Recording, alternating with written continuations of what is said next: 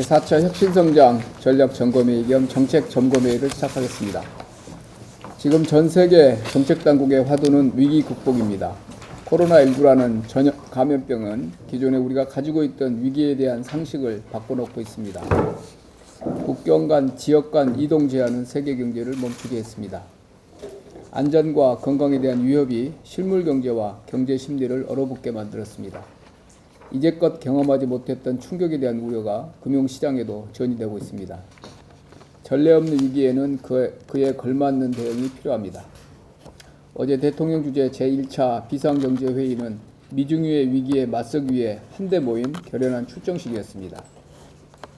단계적으로 추진 중인 업종별 분야별 지원 대책과 추경 50조 플러스 알파 규모의 민생 금융안정 패키지 프로그램은 위기를 버티게 하는 버팀목이 될 것입니다. 어제 600억 불 규모의 한미 통화 수합이 체결되었습니다. 2008년 글로벌 금융위기 시보다 2배 확대된 수준입니다. 글로벌 금융 불안에 영향을 받았던 국내 외환시장을 안정화시키는 데 든든한 안전판 역할을 할 것입니다.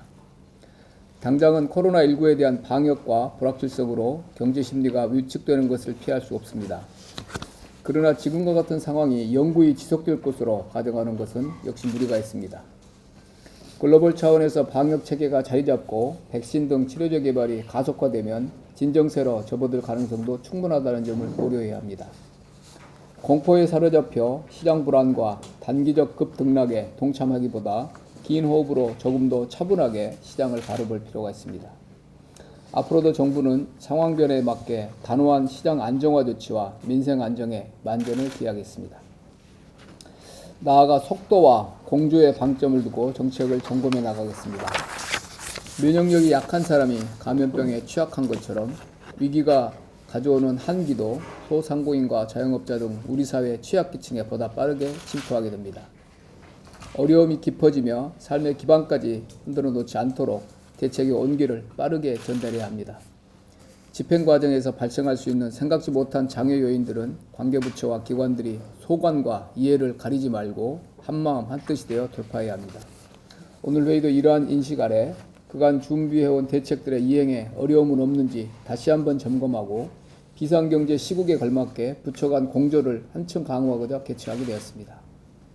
오늘 첫 번째 안건으로 코로나19 1에서 3단계 지원대책 실적 점검을 논의합니다. 정부는 코로나19 사태가 국내 경제에 본격적으로 영향을 미치기 시작한 2월 초부터 조속한 피해 극복 지원과 경제적 파급 영향 최소화에 최선을 다하고 있습니다. 1단계 업종별 분야별 긴급 피해 지원 대책, 2단계 민생경제 종합대책, 3단계 추경 예산에 이르는 32조 원 규모 정책 패키지를 단계적으로 추진해 왔습니다. 금주 중 실시한 1, 2단계 대책 실적을 점검한 결과 일부 금융지원 과제들이 현장 자금 수요 급증으로 집행에 지연 현상이 나타나고 있습니다. 그 외에 대다수 과제들은 대체로 차질 없이 추진되고 있는 것으로 파악되었습니다. 3단계 추경 예산도 지난 3월 5일 정부안이 제출된 이후 13일 만에 국회를 통과하여 이제 본격적인 집행 단계에 들어갔습니다. 어제 발표된 50조 플러스 알파 규모의 민생 금융안정 패키지 프로그램도 신속하게 추진해 나갈 예정입니다. 이 과정에서 관련 업계 피해 상황과 현장의 건의 사항 등 현장 목소리를 반영하여 필요한 추가 조치들을 보완해 나가겠습니다.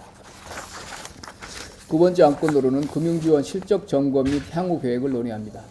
금융지원 계획은 무엇보다 최우선적으로 속도 내어 추진해야 하는 만큼 별도 안건으로 점검합니다. 대출이 어려워지고 매출이 감소하더라도 당분간 버틸 여력이 있는 기업들이 있습니다. 반면 당장 생계를 걱정하는 소상공인들, 매출은 줄어드는데 종업원들에게 월급을 줘야 하는 자영업자들, 대출금 만기 연장과 이자 부담에 잠을 설쳐야 하는 중소기업인 등 서민들이 더욱 큰 어려움에 직면하는 것이 안타까운 현실입니다. 급증하고 있는 자금 수요에 적기 대응함으로써 당분간 어려운 시기를 넘길 수 있는 여력을 제공하는 것이 절실합니다. 정부는 금융지원 상황점검회의와 현장 점검 등을 통해 현장의 지원 상황을 철저히 모니터링하고 있습니다. 자금 지원 전달 체계를 개선하여 꼭 필요한 분들께 필요한 시점에 지원이 이루어질 수 있도록 총력을 기울일 것입니다. 지역신용보증재단과 시중은행 간의 업무 위탁 계약을 통해서 대고객 업무는 은행이 담당하고 지역신용보증재단은 심사 업무에 집중함으로써 관련 업무가 속도감 있게 처리될 수 있도록 하겠습니다. 정책금융기관의 퇴직 인력 등을 활용하여 현장 인력 소요에 대응하는 한편 면책의 범위와 대상도 확대해서 금융회사 임직원이 사후적인 제재를 걱정하지 않고 보다 적극적으로 지원에 나설 수 있도록 하겠습니다. 하지만 당분간 엄중한 상황이 지속될 것으로 예상되는 만큼 앞으로도 금융지원의 속도와 수급 상황을 주의 깊게 지켜볼 것입니다. 정책자금이 수요자에게 전달되지 않는 병목 현상이 계속되는 경우 이를 방지하기 위한 조치도 고려하겠습니다. 가령 일정 금액 이하의 경우 체크리스트식의 과감한 약식 심사 후에 대출도 검토가 가능합니다. 금융위, 중기부 등 관련 부처에서는 앞으로도 현장 목소리에 귀를 기울이시면서 빠르고 신속한 지원을 위해 부처와 기관의 역량을 집중해 주실 것을 당부드립니다. 세 번째 안건은 2020년 추경예산 집행계획입니다. 근본 추가 경정 예산은 총 32조 원 규모의 코로나19 극복을 위한 민생, 경제 종합대책의 일환으로 마련되었으며 방역체계 보강, 피해 소상공인 회복 및 민생 안정 등에 중점을 두고 11.7조 원 규모로 편성하였습니다.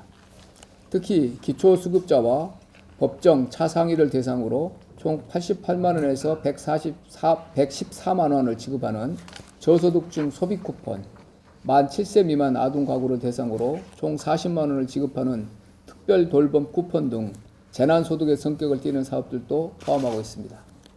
이러한 소비 쿠폰 등은 국민의 생계 안정과 소비 촉진이라는 두 가지 효과를 기대할 수 있습니다. 이번 추경 예산으로 소상공인, 중소기업, 취약계층을 위한 자금 지원 규모가 대폭 확대되었지만 아직 현장에서는 지원을 체감하기 어렵다는 목소리가 많습니다. 신속한 추경 집행으로 서류와 현장의 간극을 줄이는 것이 앞으로 핵심 과제입니다. 이에 추경 예산의 국회 통과 이후 2개월 내에 75% 이상 집행한다는 최고 수준의 집행 목표를 설정하였습니다. 저소득층 소비 쿠폰 등 취약계층 생계비 지원을 위한 사업과 피해 점포 지원 등 소상공인 피해 회복을 위한 사업 등이 조속히 집행되어 코로나19 극복에 힘이 될 수 있도록 최선을 다하겠습니다. 각 부처뿐만 아니라 행정안전부를 중심으로 한 지자체에서도 방역, 취약계층 지원 등 긴급한 소요에 대응하여 예산을 최대한 신속히 집행해 주실 것을 요청드립니다. 준비가 완료된 사업에 대해서는 즉시 집행을 개시하고 자금 지원 사업은 상황의 시급성을 고려하여 조속히 심사를 완료해 주실 것을 당부드립니다. 코로나19로 인한 재택근무와 공사 지연 등 집행 여건 역시 어려운 상황임을 잘 알고 있습니다. 하지만 방역과 치료에 힘쓰는 의료진의 마음처럼 추경 예산뿐만 아니라 코로나19 피해 극복을 위해 편성된 예비비와 기존 예산들도 차질 없이 집행될 수 있도록 꼼꼼하게 관심을 기울여 주십시오. 과거 글로벌 위기들은 그 성격과 대응이 달랐을지라도 어떻게 대응하냐에 따라 국가의 흥망이 바뀔 수 있다는 공통된 교훈을 주었습니다. 전 세계가 겪고 있는 지금의 난국을 기필코 성공적으로 극복해 굴기의 계기로 삼아야 합니다. 관계기관들과 긴밀히 소통하고 협력하면서 상황별로 필요한 대응 조치들을 하나하나 짚어나가고 신속하게 가동될 수 있도록 총력을 다할 것입니다. 국민과 기업 여러분들께서도 우리 경제가 위기 국면을 슬기롭게 극복할 수 있도록 힘을 모아주실 것을 부탁드립니다. 감사합니다.